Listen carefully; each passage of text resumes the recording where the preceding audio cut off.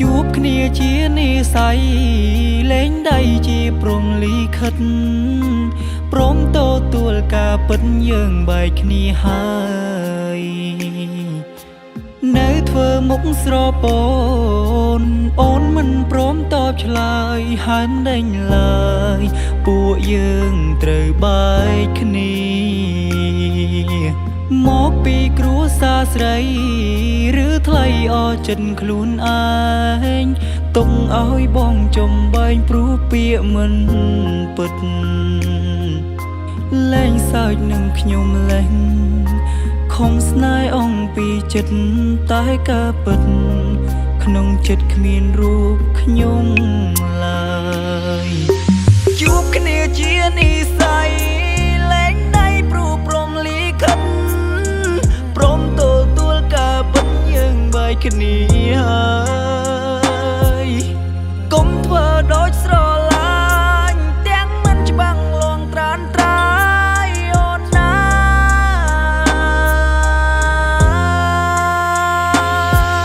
ផ្ដើមជីវិតជាថ្មី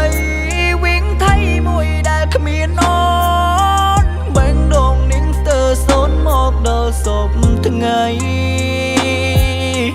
ជាតិនាងបានជួបហើយតែយើងគ្មាននិស័យកាត់ដៃថ្លៃរហូ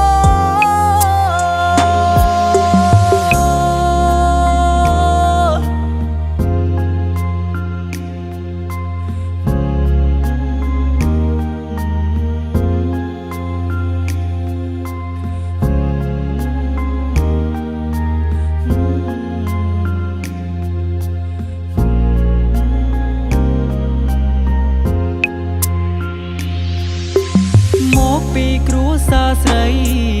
ឬថ្លៃអចិត្តខ្លួនឯង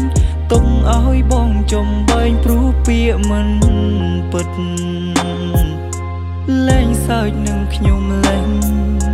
ខំស្នេហ៍អងពីចិត្តតែការពិតក្នុងចិត្តគ្មានរូបខ្ញុំឡើយជួបគ្នាជានិស័យលែងដៃព្រោះព្រមលីខិតព្រមទទួលការពិតយើងបែកគ្នាហើយកុំធ្វើដូចស្រឡាញ់ទាំងមិនច្បាំងលងត្រានត្រាយអូនណា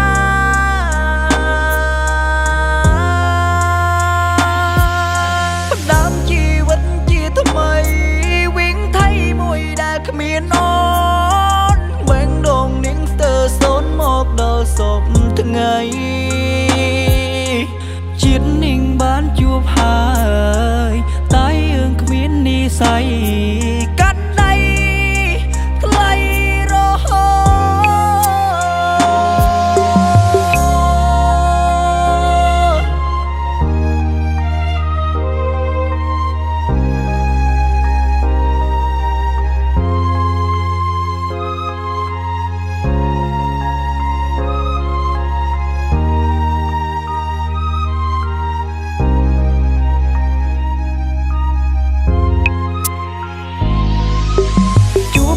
ជានិស័យ